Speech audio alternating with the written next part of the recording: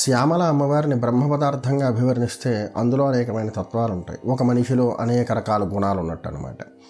ఆ గుణానికి తగినటువంటి పేర్లు వాటికి ఆపాదించడం జరుగుతుంది. అలాగే శ్యామల విషయంలో కూడా ఈ అంతర్లీనమైనటువంటి రూపాలన్నీ కూడా ఆ విధంగా ఆవిష్కృతమైనవి. అవి శ్యామలకనే కాదు, ఎవరికైనా ఏ దేవీ దేవతలకైనా కూడా అంతర్లీనమైనటువంటి రూపాల కింద వాటిని అభివర్ణిస్తారు. వాటిని తత్వ సమానం అని చెప్తారు. వారి యొక్క తత్వం అంటే అసలు పదార్థం ఏదైతే ఉంటుందో బ్రహ్మ పదార్థం, దాని నుంచి అంతర్లీనమైన తత్వాలు ఏవైతే ఉన్నాయో ఆ తత్వాలకు ఆయా పేర్లు పెట్టి వాటిని ప్రత్యేకంగా సాధన చేయడానికి, రజోగుణంలో ఉన్నటువంటి అమ్మవారిని ఆవిడకో నామకరణం, ఆమెను ఎలా సాధన చేయాలి. సాత్వికమైనటువంటి అమ్మవారు, చదువులు ప్రసాదించే ఆవిడ. ఇప్పుడు శ్యామలే ఉంది.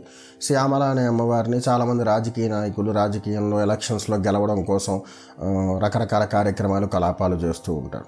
అది కేవలం రాజకీయాలకనే కాదు, సినీ రంగంలో ఉన్నటువంటి వాళ్ళు ప్రముఖులు చాలామంది శ్యామలకు సంబంధించిన కార్యక్రమాలు చేస్తూ ఉంటారు. జనవశీకరణాన్ని కోరుకునేటువంటి వారందరూ కూడా శ్యామల ఆరాధన చేస్తూ ఉంటారు, లేదా ప్రోత్సహిస్తూ ఉంటారు. ఎవరినైనా కాస్త బ్రహ్మంలో పెట్టుకుని ఆయా కార్యక్రమాలు నిర్వహిస్తూ ఉంటారు అనమాట. శ్యామల అనేటువంటిది ప్రత్యేకంగా వసత్వ లక్షణం కలిగినటువంటి అమ్మవారు. కాబట్టి జనాకర్షణ కోసం చాలామంది శ్యామలారాధన చేస్తూ ఉంటారు. ఇలా చేయడం కూడా మిగులు ఉత్తమం అని చెప్పేసి శాస్త్రం ఎప్పుడో చెప్పింది.